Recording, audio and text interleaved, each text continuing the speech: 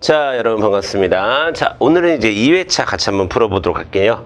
자, 보도록 하겠습니다. 자, 모의고사 2회. 자, 첫 번째, 국제사회를 바라보는 관점에 대한 문제입니다. 자, 국제사회 관점 딱 나오자마자 우리 머릿속에, 현실주의, 이상주의 둘 중에 하나겠구나. 그리고 첫 번째, 무정부적인 속성이다. 현실주의구나. 여기서 끝나야 돼요. 아시겠죠?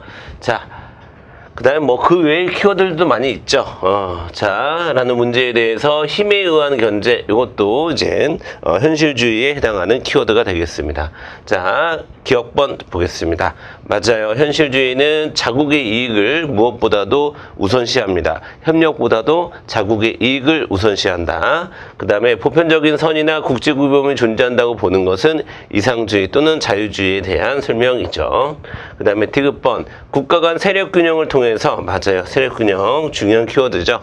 자, 세력 균형을 어떻게 이룹니까? 군사 동맹을 통한, 자, 세력 균형. 그러니까 군사 동맹도 맞죠.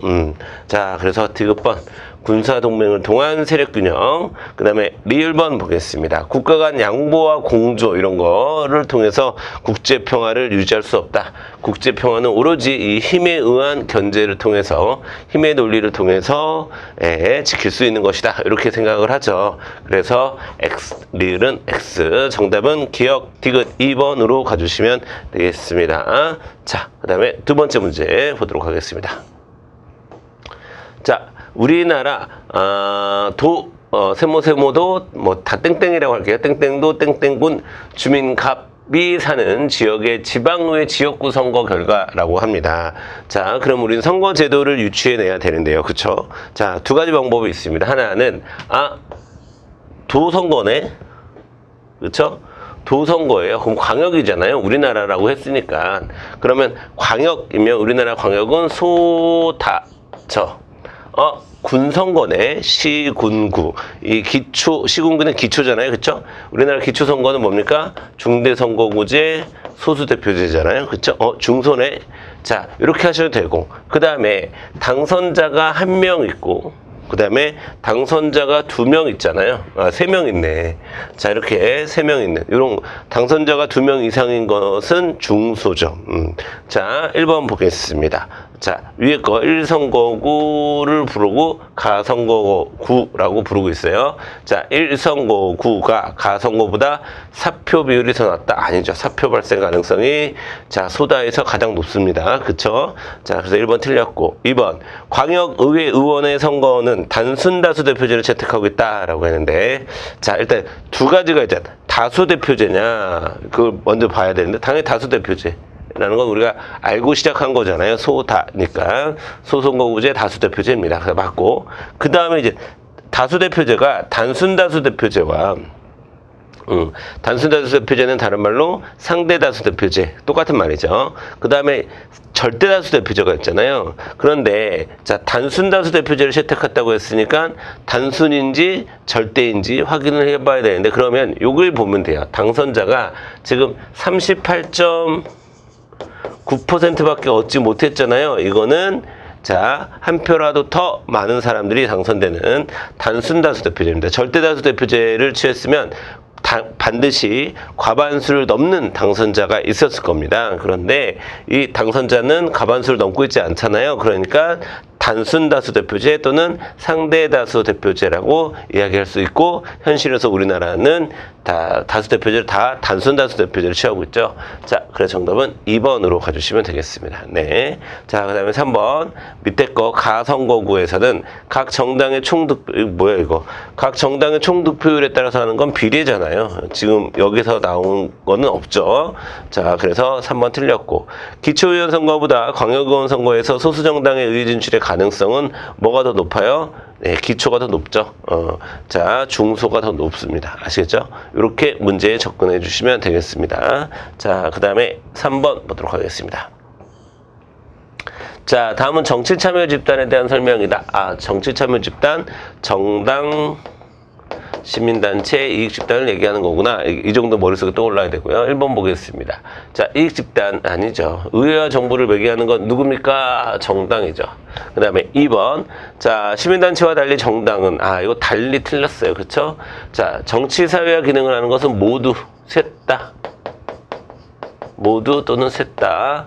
자, 다 정치사회와 기능을 합니다. 자, 3번. 이익집단과 시민단체는 모두 비영리성을 특징으로 한다. 라고 했는데, 아니죠. 비영리성을 특징으로 하는 건 시민단체만. 우리가 그래서 시민단체는 Non-Profit Organization, Non-Profit Organization이라고 해서 비영리단체라고 부르기도 하죠. 자, 그래서 이건 시민단체에만 해당되는 말이고요. 그 다음에 4번. 정당은 자신의 행위에 정책 책임을 진다.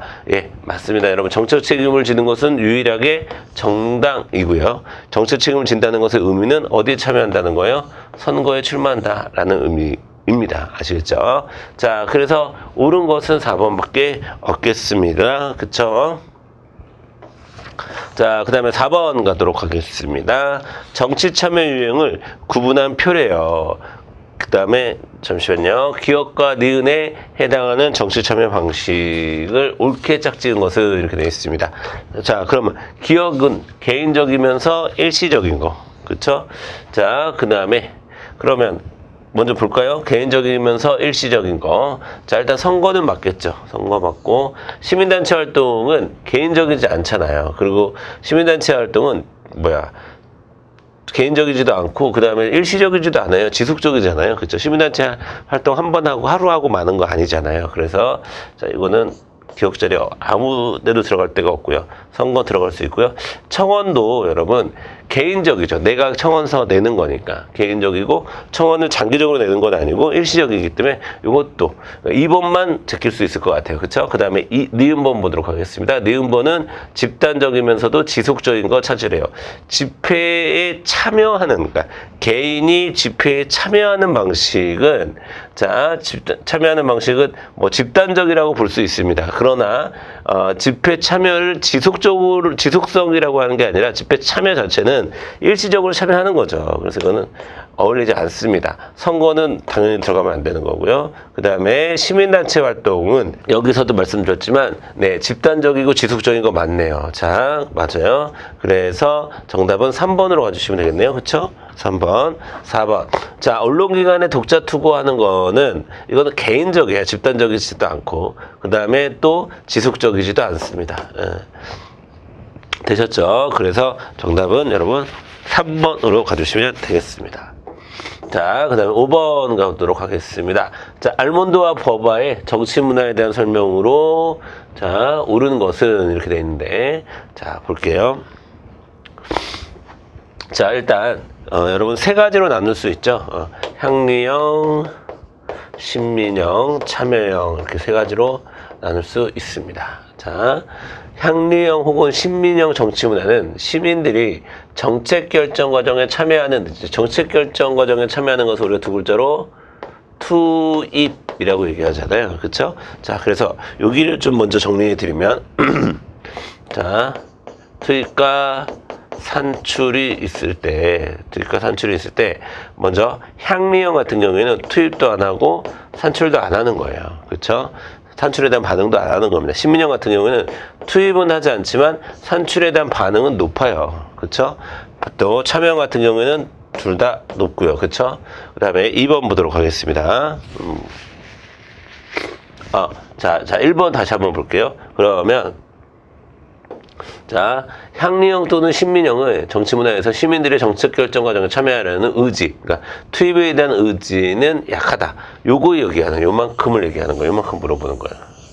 약하다. 맞죠? 약합니다. 향리형도 신민형도 투입과 관련해서는 약합니다. 그러니까 정답은 여러분 1번으로 가주시면 되겠습니다. 되셨죠? 자, 2번. 향리형 정치문화에서는 시민들이 향리형 정치문화는 뭐 지역도 관심이 없고요. 국가와 관심이 없습니다. 관심이 없어요. 그러니까 전근대 사회를 생각하면 조선시대 때 어떤 시골 마을에 사는 농민을 생각하면 돼요. 그 농민은 좀 알 수 있을까요? 왕이 누군지도 모르고 살았을 거예요, 아마. 그쵸? 그 다음에 신민형 정치문화에서는, 자, 시민들이 정부 권위에 쉽게 복종하죠. 복종해요. 복종해서 산출에 대한 반응을 높게, 권위주의 사회에서 나타나는 정치 문화가 신민영이죠. 참여형 정치 문화에서는 활발하게 참여합니다. 그리고 정치적 대상에 대한 비판과 지지가 분명하다는 특징을 갖고 있죠. 나머지 틀렸습니다. 자, 그 다음에 6번 가도록 하겠습니다. 자, 다음 사례에 해당하는 재판에 대한 설명으로 옳지 않은 것은, 여러분, 금액이 시험 문제 나오잖아요. 이렇게 제시문으로. 그러면 이제 소액사건 심판을 물어보겠다라는 의사 표시입니다. 사실은.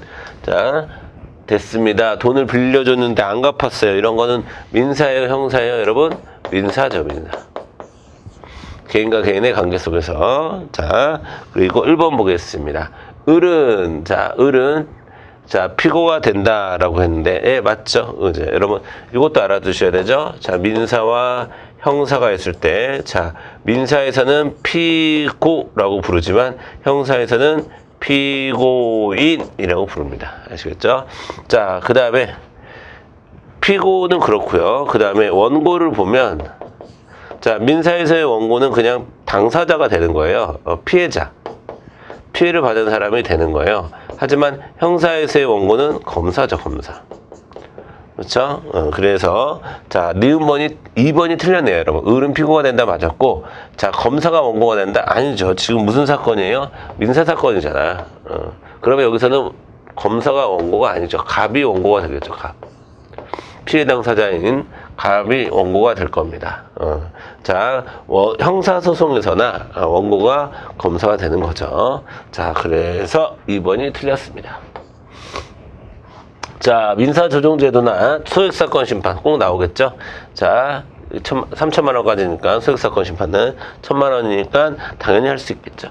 그 다음에 갑은 판결이 확정되기 전에 소를 취하거나 청구를 포기할 수도 있습니다. 우리나라의 모든 재판은 기본적으로 당사자주의의 원칙에 입각합니다. 당사자주의라는 것은, 자, 당사자가 소를 원하는 사람이 언제든지 취할 수도 있고 포기할 수도 있고 그렇습니다. 당사자의, 이걸 좀 다른 말로 처분권주의라고도 얘기하는데, 당사자의 처분에 맡긴다, 뭐 이런 뜻입니다. 아시겠죠? 자, 이거 약간 어려운 말인데 법률 용어인데 좀 알아두시면 좋을 것 같고요. 자, 그 다음에 7번 가도록 하겠습니다. 가와 라에 해당하는 법원의 선고에 대한 설명으로 가장 옳은 것은, 이렇게 되어 있습니다. 자, 쉽죠, 이것도. 죄가 인정되지 않으니까 이건 무죄일 거고, 그 다음에 이거는 선고유예. 자, 이건 뭡니까? 집유. 그 다음에 유예되지 않았으니까 이거 실형. 이렇게 되겠네요. 그쵸? 1번 보겠습니다.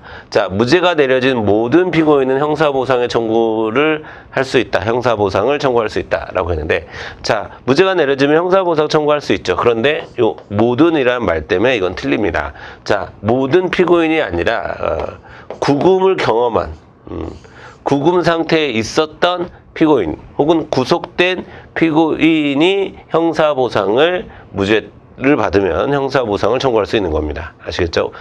불구속 상태에서 조사를 받던 피고인은 형사보상 청구를 할 수가 없는 겁니다. 자, 그 다음에 2번 보도록 하겠습니다. 자, 선고유예는 징역 1년이에요, 여러분. 1년. 3번.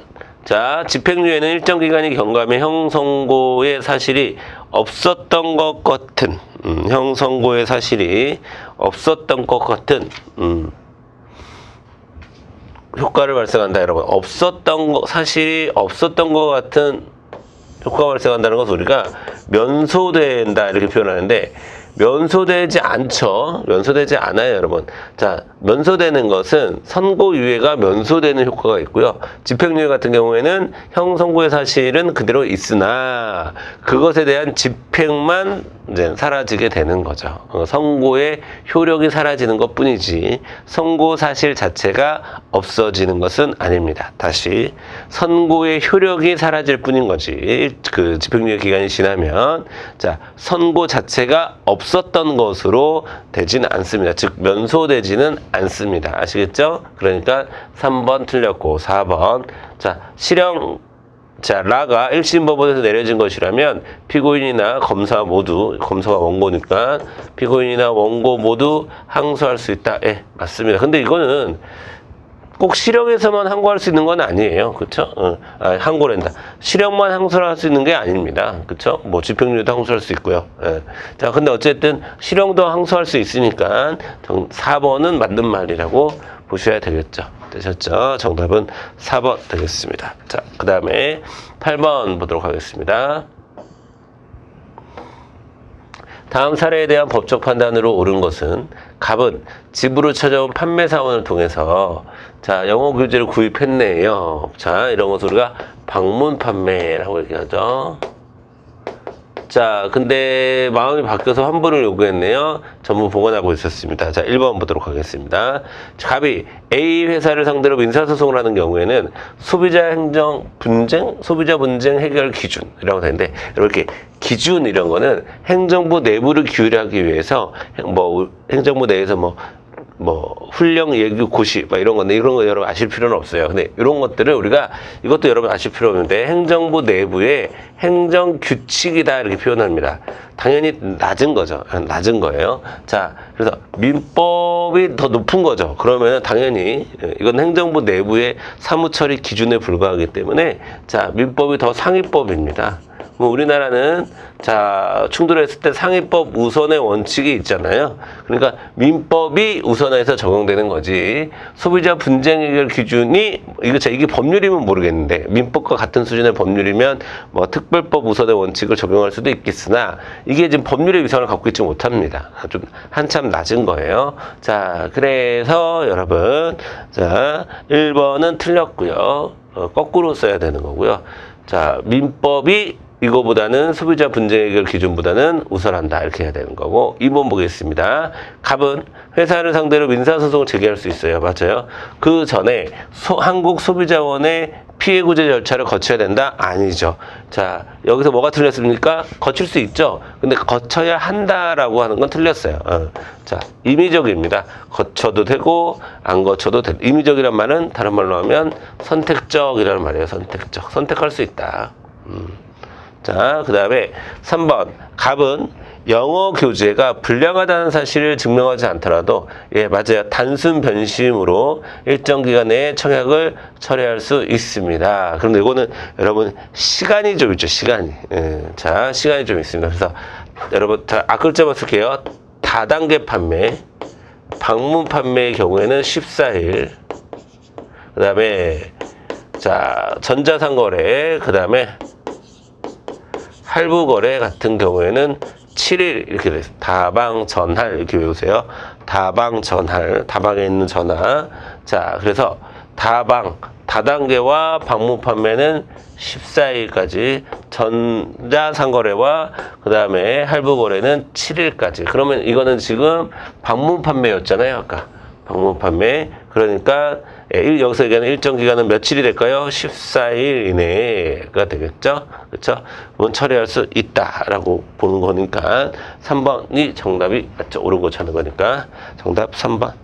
그 다음에 청약 철회 기간 중에서 판매자와 연락이 닿지 않으면 청약 철회가 불가능하다? 아니에요. 청약은 철회할 수 있는데 그러려면 어떻게 해야 됩니까?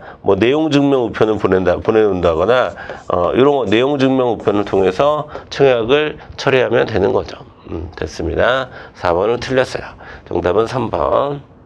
자, 9번 보도록 하겠습니다. 불법 행위에 따른 손해배상에 대한 설명을 옳지 않은 것은 자, 불법행위뿐만 아니라 채무 불이행으로 다른 사람에게 손해를 입힌 경우에는 손해를 입으면 당연히 배상을 해야 되는 거죠. 자, 우리 민법에서는 손해에 대한 금전으로 배상하는 것을 원칙으로 하고 있어요. 맞습니다.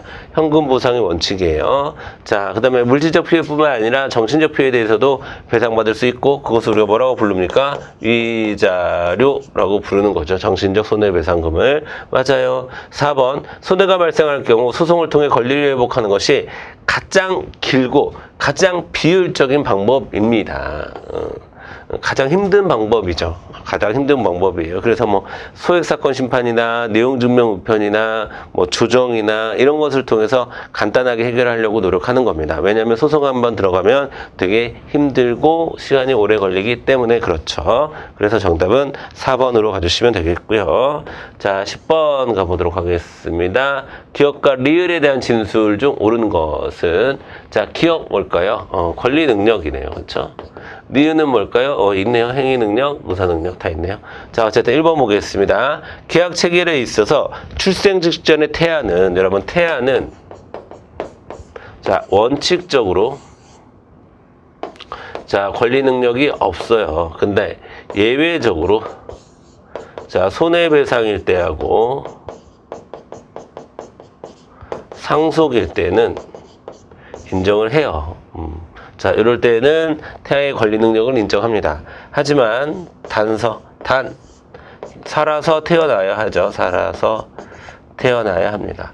자, 1번 보겠습니다. 자, 계약 체결에 있어서 출생 직전의 태아는 원칙적, 자, 이렇게 아무런 전제 조건 없이 그냥 이렇게 선지가 나오면, 자, 원칙으로 푸셔야 되는 거죠. 이걸로 푸셔야 되는 겁니다. 그러니까 권리 능력이 없다라고 해야 되는 거고요. 그 다음에 2번 보겠습니다. 장학사업을 목적으로 설립된 재단법인은 권리 능력이 없다라고 했는데, 자, 여러분. 자, 여러분, 법인도, 자, 권리 능력은 기본적으로 사람이 가는 능력이긴 한데, 법인도 법적으로 만들어진 사람이기 때문에 권리 능력이 있다라고 해야 돼요. 자, 어디에서? 목적 범위 내에서. 목적 범위 내에서 권리 능력을 갖습니다. 예, 2번 틀렸어요. 그 다음에 3번, 혼인을 한 미성년자는 니은 행위 능력을 여러분, 우리가 행위 능력이 제한 능력자의 미성년자가 포함이 되잖아요. 하지만 미성년자라 할지라도 만 18세에서 양쪽 부모 모두의 동의를 얻어서 결혼을 하게 되면 뭐가 돼요, 여러분? 성년의제가 가능하죠. 자, 그러면 성년의제라는 것은 이런 뜻이에요. 아직은 성인이 아닌데 의제가 간주하다라는 뜻이죠. 결혼을 했기 때문에 성년으로 간주해 주겠다. 한 1년 정도는 성년으로 간주해 주겠다. 왜 1년일까요? 뭐 이제 19세가 지나면 이제 성년이 되는 거니까. 자, 그래서 3번 미성년자는 성년의제가 되어서 니은 행위 능력을 갖는다. 맞는 말입니다. 정답은 3번으로 가주시면 되겠습니다. 자, 그 다음에 4번. 만 18세의 고등학생은 의사능력을 가지고 있지 않다. 당연히 의사능력이 있죠. 의사능력이 없는 사람들은 젖먹이. 고등학생 젖먹이는 아니잖아요. 유아, 젖먹이, 정신병자, 그쵸? 젖먹이, 정신병자, 만취자. 이렇게 의사능력이 없는 거죠. 자, 그래서 맞는 말은 3번밖에 없네요. 11번 보도록 하겠습니다. 자, 우리나라 국회에 대한 설명으로 옳지 않은 것은, 자, 우리나라는 지금 법률에 따라서 300명 정도가 되고요. 300명이고 200명 이상이니까 이건 헌법의 규정이에요. 200인 이상. 맞아. 그 다음에 2번 200인 이상이니까 300명이 맞는 거죠. 그 다음에 그러니까 300명은 200인 이상 저 조항에 어긋나는 건 아니죠. 국회는 대통령의 일반 사면에 대한 동의권을 가져요. 하지만 특별 사면은 대통령의 통치 행위에 해당합니다. 그래서 국회 동의를 굳이 받을 필요는 없어요. 맞아요. 그 다음에 3번 보겠습니다. 국회는 의사결정의 효율화를 위해서, 자, 위원회 제도와 교섭단체 제도를 두고 있다. 맞습니다. 추가적으로 위원회 같은 경우는 전문성과 효율성, 교섭단체는 효율성만, 그러니까 둘 다 효율성을 위해서 만들어진 단체입니다. 그 기구이죠. 그 다음에 4번. 국회는 임시에는 대통령의 요구로 집회되지 않지만, 여기 틀렸네요. 대통령의 요구로도 집회가 되고 국회 제적 4분의 1로도 집회될 수 있다. 이렇게 가시면 되겠고, 정답 4번 가주시면 되겠습니다. 자, 그 다음에 12번 보도록 하겠습니다, 여러분. 자, 제시문과 관련된 개인과 관계에 대한 설명으로, 자, 개인과 사회 관계예요. 자, 그러면, 자, 뭡니까, 이거? 자연권 사상에서, 자, 천부인권, 자, 자연권, 천부인권, 자, 개인들 간의 합의 나올 거 다 나왔죠? 이거 뭐라고 합니까? 사회 계약설이라고 하는 거죠. 사회 계약설은, 자, 여러분, 사회 명목론에 해당하는 거죠. 자, 1번 보겠습니다. 개인은 전체를 구성하는 부분에 불과하다 라고 보는 것은, 이거는 자, 사회 실제론에 해당하는 말이고요. 그래서 옳지 않은 거 1번이 틀렸네요. 자, 여러분, 사회 계약설의 대표적인 학자 홉스, 로크, 루소. 자, 반갑죠. 개인의 자연권 보장을 위해서 국가가 존재하는 겁니다. 즉, 개인을 위해서 국가가 존재한다고 생각해요. 개인주의. 맞아요. 그 다음에 3회는 개인 외부에 별도로 존재하는 것이 아니라 그냥 명목상 존재하는 것이다. 예, 맞습니다. 사회 명목론. 정답은 자, 2, 3, 4번 맞았고 1번만 틀렸습니다. 1번은 사회 실제론에 대한 설명이다. 이렇게 이해하시면 되겠고요. 자, 그 다음에 13번 보도록 하겠습니다. 자, 제시문의 관점으로 일탈이론은, 바라보는 일탈이론은, 자, 시각이 있다 하지만, 자, 여기가 포인트예요. 일탈에 뭐를 강조하는 거예요? 상대성을 강조하고 있죠. 그래서, 일탈이 발생한 이유는 뭐라고 보는 거예요? 그 일탈의 행위 자체가, 행위나 그 행위자가 중요한 게 아니라 그것을 바라보는 사회적 시선, 인식, 이런 것들이 문제다라고 보는 거잖아요. 그럼 정답 몇 번? 1번 되는 거죠. 자, 어렵지 않습니다. 그 다음에 14번 넘어가 보도록 하겠습니다. 자, 사회 변동을 대하는 갑과 을의 관점. 자, 그러면 여러분, 이거 나왔을 때, 자, 이거 사회 변동 방향이니까 진화론 아니면 순환론이겠구나 라고 머릿속에 띄워두시고, 자, 정보사회로 변동하고 있고 나은 상태로, 자, 진보만 한다, 발전만 한다 라고 보는 것은 뭡니까? 일정한 방향으로 진화론. 아니다, 이렇게 돌고 돈다, 쇠퇴했다가, 자, 발생했다가 융성했다가 쇠퇴했다가 소멸했다, 이것을 시계추처럼 반복한다. 순환론이죠. 시계추. 그 다음에 1번 보겠습니다. 1번. 자, 갑의 관점은, 진화론의 관점은 변동과 발전을 동일시하는 경향이 있다라고 했는데 맞네요. 정답은 1번. 자, 사회가 변화하는 것이 곧 사회가 발전하는 것이다. 자, 2번 보겠습니다. 그러니까 진화론은 비서구 사회의 서구 사회 모방 전략에 대해서 굉장히 긍정적이죠. 이렇게 생각하죠. 따라와라 이렇게 얘기하는 거니까. 순환론의 관점은 사회 모습이 고정불변하다는 점을 강조한다라고 하는데 그렇지 않아요. 순환론도 끊임없이 이렇게 변화한다라는 것을 얘기하는 거고요. 자, 순환론의 관점은 사회 변동보다 미래의 사회 변동을 과거의 사회 변동보다 미래의 사회 변동을 설명하는데 적합하다라고 했는데 미래를 예측하기가 약간 힘들어요. 돌고 돈다 보니까. 아시겠죠? 자, 그래서 자, 미래의 사회 변동을 설명하기에 좀 부족하다. 설명하기에 적합하지 않다. 이런 관점으로 평가받고 있습니다. 옳은 것은 1번밖에 없네요. 15번 넘어가겠습니다. 자, 15번 넘어가겠습니다. 자, 사회 계층 구조가 다이아몬드에서, 여러분, 다이아몬드는 이렇게 생긴 거고, 자, 그 다음에 타원형은 이렇게 생긴 거잖아요. 그래서 중요한 건 중층의 두께가 넓어졌다, 두터워졌다, 차이가 별로 없어졌다. 이게 핵심이라고 그랬죠. 그러면 다이아몬드도 물론 안정적인 사회지만 다이아몬드보다 더 안정적이고, 더 사회복지가 활성화된 사회를 얘기하는 거다. 그러니까 정답은 1번으로 가주셔야 되겠습니다. 자, 2번, 3번 이렇게 되면 모래시계로 갈 가능성이 많아요. 양극화 현상으로 인해서. 그 다음에 계층 간 이동 가능성이랑은 상관이 없고요. 다 이동 가능하기 쉽게 된 겁니다. 자, 그 다음에 16번 보도록 하겠습니다. 자, 그래프네요. 그래프. 자, 여러분 지금 뭐가 움직였습니까? S가 이렇게 움직였잖아요. 그쵸? 그러면 AS가 줄어들었다라는 얘기인데, 자, AS가 줄어드는 현상. 줄어들면 물가 폭등할 것이고요. 국민소득 떨어져서 실업도 많아지는 최악의 상황이, 자, 물가도 오르고 실업률도 많아지는 최악의 상황이 될 거고, 자, 이런 걸 우리가 뭐라고 불러요? 스태그플레이션. 또는 비용 인상 인플레이션, 뭐 이렇게 부르는 거죠. 자, 1번 보겠습니다. 자, 노동자의 임금 상승에 따라 나타날 수 있다. 맞아요. 자, 왜 자, 여기 비용이 인상됐기 때문이거든요. 그러면 비용이 인상되는 원인이, 자, 비용이 인상되는 원인이, 자, 원인은 두 가지입니다. 두 가지라고, 시험에 나오는 건 두 가지입니다.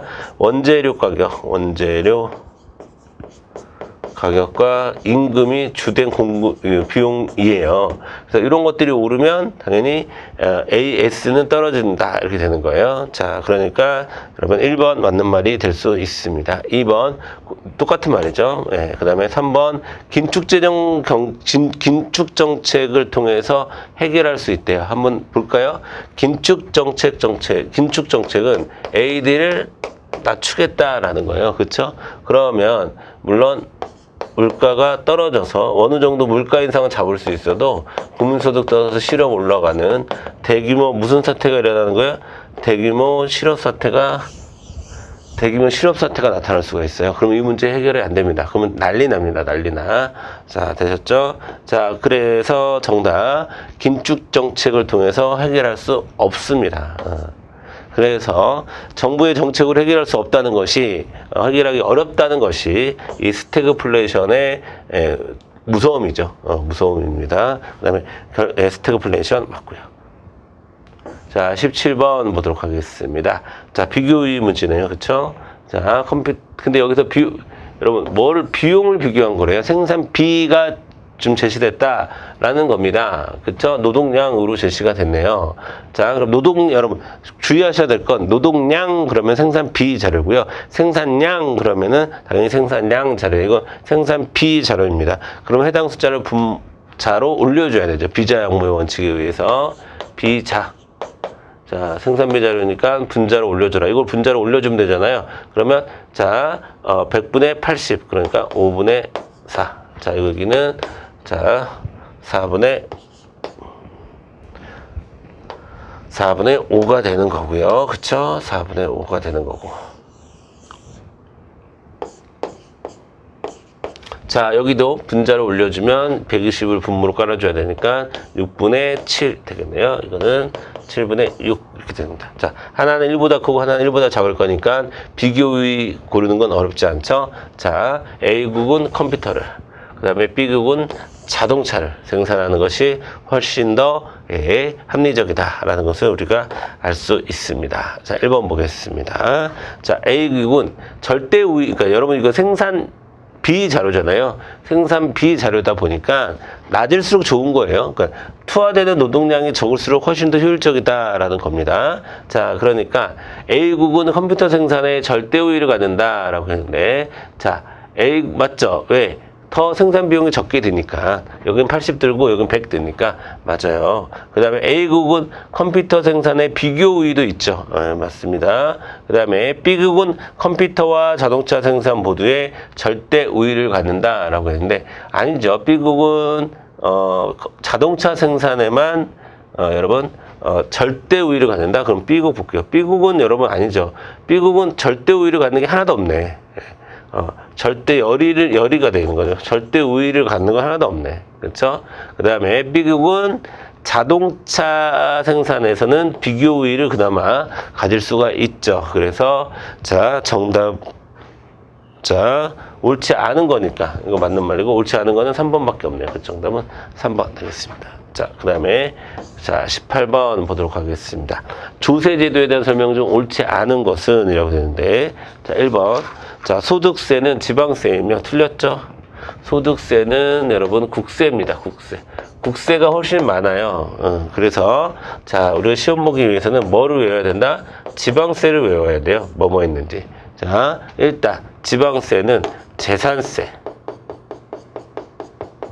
주민세, 자동차세, 그 다음에 취득세, 취등록세. 자, 뭐, 요 정도가 지방세입니다. 요 정도만 여러분이 알아두시면 돼요. 자, 그러니까 소득세는 당연히 국세죠. 국세. 1번 틀렸고, 틀린 거 찾는 건 정답 1번. 세금은 사용 목적에 따라 보통세라는 것은 예산에 따라 쓰이는 거, 그 다음에 목적세는 특수한 목적을 가지고 걷어서 쓰는 거, 그 다음에 간접세는, 자, 그렇죠. 세금을 납부하는 자, 납세자와 부담하는 자, 담세자는 간접세가 서로 다르죠. 직접세는 같은데 예를 들면 간접세의 대표적인 게 부가가치세죠. 부가가치세는 누가 냅니까? 가게 주인이 내는데 부담은 누가 해요? 소비자들이 부담하는 꼴이잖아요. 부가가치세를 내면서. 자, 간접세는 조세를 징수할 때 상대적으로 조세 저항이 작습니다. 그렇죠? 자, 됐습니다. 틀린 거는 1번, 나머지는 다 맞는 말이고요. 그 다음에 19번, 공공재에 대한 설명으로 물은 것은, 자, 1번 보겠습니다. 옳지 않은 것은, 공공재는 소비의 비경합성과 비배제성을 특징으로 한다라고 했는데, 예, 맞아요. 비경합성, 비배제성. 공공재는 시장 실패의 요인이죠. 요인입니다. 비경합성 혹은 비배제성, 특히 이 비배제성으로 인해서 사람들은 무임승차를 하게 되고 그러면 수익성이 떨어지기 때문에 과소생산된다는 시장 실패를 경험할 수밖에 없는 재화를 우리가 공공재라고 얘기하죠. 그 다음에 3번, 공공재에는 정부가 제공하는 국방서비스 당연히 공공재에 해당합니다. 그 다음에 공공재는 아니에요. 무임승차 문제가 발생하죠. 자, 다시 한번 말씀드릴게요. 포인트는 뭐라고? 비배제성. 자, 비배제성이라는 것은 요금을 징수하기 어렵다는 거예요. 여기다가 비경합성까지 결합하게 되면 뭐가 엄청나게 커집니까? 자, 무임승차가 엄청나게 많아지는 거예요. 그러면 아무도 그것을 수익성이 떨어지겠죠. 돈 안 내고 차 타는 사람들이 많으니까, 돈 안 내고 해당 서비스를 이용하려고 하는 사람들이 많으니까 수익성이 떨어집니다. 수익성이 떨어지니까 사람들은 안 만들려고 해요. 시장에서는 안 만들려고 합니다. 그래서 정부가 개입해서 직접 생산하는 것을 우리가 공공재라고 하잖아요. 이런 메커니즘입니다. 그러니까 공공재는 무임승차자 문제가 엄청나게 발생한다. 이렇게 보시면 되겠습니다. 자, 마지막 20번 실업의 유형 보도록 하겠습니다. 자, 1번 볼게요. 바로 불경기에 의한 노동의 수요 부족이라고 되어 있는데, 자, 맞아요. 예, 경기적 실업은 노동 수요, 그러니까 노동을 이제 원하는 사람들이 이제 적어서, 자, 그래서 우리가 이제 정책적으로 해결해야 될 실업은 사실은 경기적 실업이에요. 우리가 각종 여러분 재정정책 사용하고 통화정책 사용하는 이유는, 자, 경기적 실업을 조정하기 위한 정책이다라고 보시면 되겠고, 맞습니다. 그 다음에 2번에서 구조적 실업은 직장 이동이나 탐색 과정에서 발생하는 건 이거죠. 이거는 여기에 들어가야 돼요, 여러분. 예, 마찰적 실업의 발생 원인이죠. 구조적 실업은 산업 구조의 변화 때문에 발생하는 실업이죠. 과거에 뭐든 연탄이 없어지고 그래서 연탄 공장 하나 탄광촌들 다 폐광되고 이런 거, 자, 이런 것들을 얘기하는 거예요. 그쵸? 그 다음에 디귿 자리에 경기적 실업을 해결하기 위해서 공공사업을 한다거나 정부가 경기 부양 정책을 피는 건 당연한 겁니다. 맞죠? 자, 그 다음에 직업 리을번 어디 있어? 구조적 실업, 그러니까 산업 구조의 변화 때문에 기존의 일자리를 잃은 사람들은, 자, 그 구조의 변화에 맞게끔 새로운 기술을 배우고 훈련하는 과정이 필요하겠죠. 그래서 뭐만 틀렸어요? 2번만 니은 자리가 아니다. 자, 니은 자리에 들어갈 게 아니라 마찰적 실업의 발생 원인 자리에 들어가야 된다라는 것입니다. 되셨죠? 자, 여러분, 모의고사 2회차 문제 1회차보다는 좀 더 쉬웠을 거라고 저는 판단을 합니다. 예, 그래서 여러분들, 자, 잘 정리하시고요. 자, 문제를 풀고 맞추는 것도 중요하지만 다시 한번 정리를 잘 하시는 게 중요하다. 이 정도까지는 내가 정리하고 가야겠다. 이렇게 챙겨두는 방식으로 공부를 좀 스마트하게 좀 하셨으면 좋겠습니다. 되셨죠? 다시 한번 말씀드리지만 꼭 복습을 하세요. 10분이어도 좋고 5분이어도 좋아요. 1시간이어도 좋고요. 너무 길지 않았으면 좋겠고, 자, 그래서 최대한 빠른 속도로 출제 포인트를 확인하는 그런 습관은 정말 중요하겠습니다. 그리고 모의고사를 풀 때, 네, 여러분 수고하셨고요. 우리 3회차 수업 때 다시 뵙도록 하겠습니다. 예, 수고하셨습니다.